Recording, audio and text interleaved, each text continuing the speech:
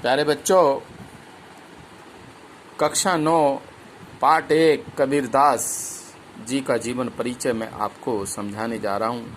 प्यारे बच्चों, मुझे आशा है कि आपकी समझ में आएगा।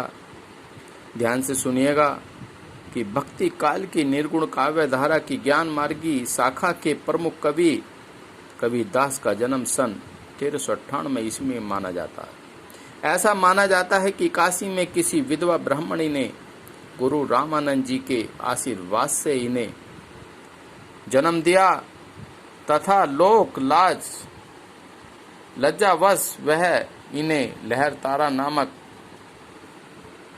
तालाब पर छोड़ गई। नीरू और नीमा नामक जुल्हाए दंपत्ति ने वहां से जाते हुए इस नवजात बालक को देखा। वे निसंतान थे, अतः हर्ष से गदगद हो उठे और उन्होंने पुत्र की भांति उनका पालन पोषण किया। जनश्रुतियों के आधार पर लोई नामक स्त्री से इनका विवाह हुआ। इनके पिता का नाम कमाल, वह पुत्री का नाम कमाली था। इन्होंने अपने जीवन का अधिकांश समय काशी में ही व्यतीत किया।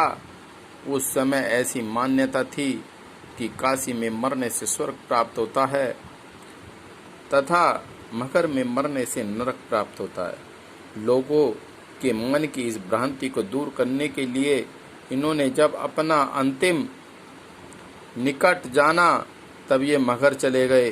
सन 1518 ईस्वी में माघ महीने में शुक्ल पक्ष की एकादशी को इनका देहांत हो गया।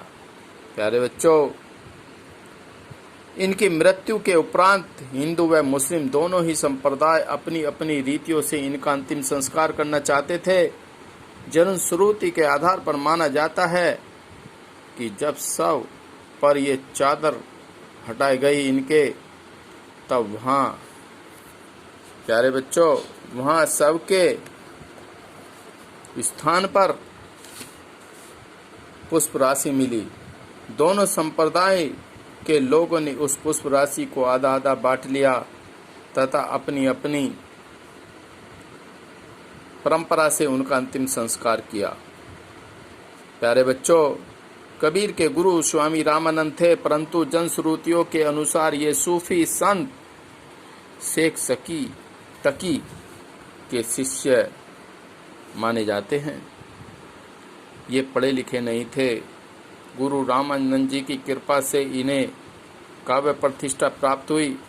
कबीरदास ने अपने विषय में स्वयं कहा है, मसी कागज छुओ नहीं, कलम गही नहीं हाथ। अर्थात उन्होंने कोई कागज हाथ भी नहीं लगाया और न ही उन्होंने किसी कलम को छुआ। प्यारे बच्चों, ये एक समाज सुधारक भी थे। इन्होंने कहा कि कांकर पाथर जोरी के मस्जिद लही चिनाए, ता चढ़ी मुल्ला बाग दे, क्या बहरा हुआ खुदाए। कहने का तात्पर्य प्यारे बच्चों यह है कि कबीरदास जी ने संदेश दिया, इस समाज को जागृत किया और उन्होंने कुछ अपनी रचनाएं लिखी। रचनाओं में इन्होंने लिखी साखी, शबद और रमैनी। ये 3 इनकी रचनाएं प्रमुखता से दिखाई जाती हैं और बताई जाती हैं। प्यारे बच्चों, मुझे आशा है कि आपको ये जीवन परिचय समझ में आया होगा। यदि आपको मेरा